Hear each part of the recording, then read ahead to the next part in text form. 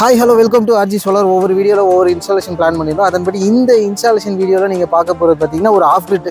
இது ஒரு யூனிக்கான ப்ராஜெக்ட்னே நான் சொல்லுவேன். ஆஃப் கிரிட் செட்டப்பில் பவர் சோர்ஸு இல்லை இந்த செட்டப். இது வந்து ஒரு full and full farm house. இந்த ஃபுல் ஃபார்ம் ஹவுஸு இந்த இன்ஸ்டாலேஷனை ஃபுல் டீட்டெயிலாக ஸ்பெசிஃபிகேஷன்ஸ் என்ன அவுட்புட்டு என்ன ப்ராடக்ட் டீட்டெயில்ஸ் இன்ஸ்டால் பண்ணியிருக்கோம் இதை பற்றி ஃபுல் டீட்டெயிலாக பார்க்க போகிறோம்.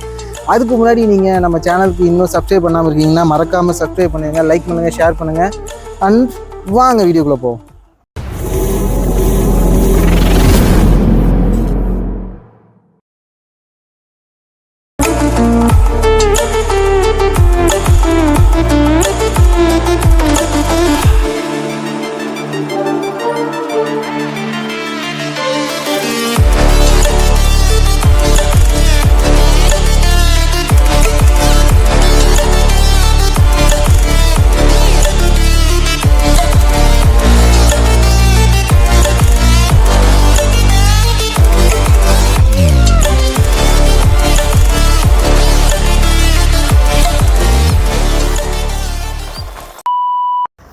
இப்போ இன்ட்ரோவில் பார்த்தது மாதிரி பார்த்தீங்கன்னா பேனல் இது ஒரு ஈப்ரோ 550 வாட்டு 4 பேனல் இன்ஸ்டால் பண்ணியிருக்கோம். ஒரு பேனல் வந்து 550 வாட்டு 2+2 மொத்தம் 4 பேனலில் கனெக்ட் பண்ணியிருக்கோம். இந்த 2+2 ஸ்ட்ரிங்கை கனெக்ட் பண்ணி டிசிடிபியில் கனெக்ட் பண்ணி அந்த டிசிடிபி மூலயமா இன்வெர்ட்டருக்கு இன்புட் கனெக்ட் பண்ணியிருக்கோம்.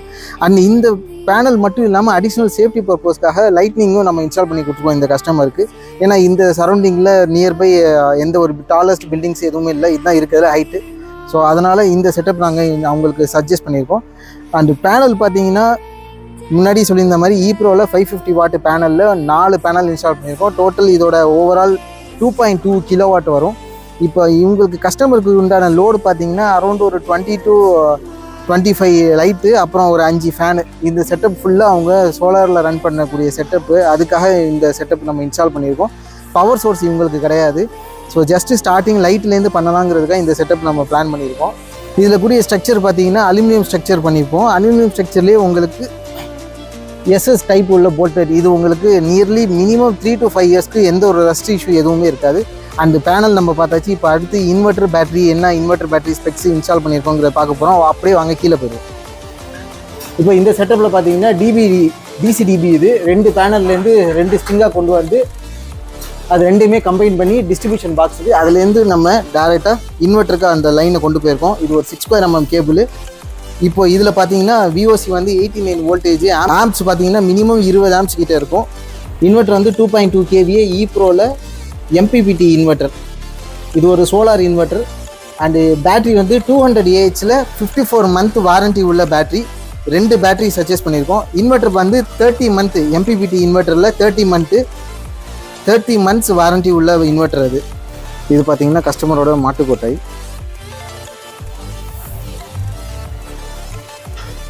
ஸோ இப்போ இந்த மாட்டு கொட்டாய்க்கு லைட்டு ஃபேனு தான் நம்ம இப்போ சோலாரில் கனெக்ஷன் கொடுத்துருக்கோம். அண்ட் இது ஒரு கொட்டாய், இது 2வது கொட்டாய் இங்கே ரெடி ஆகிட்டுருக்கு. இது மீன் பண்ணது.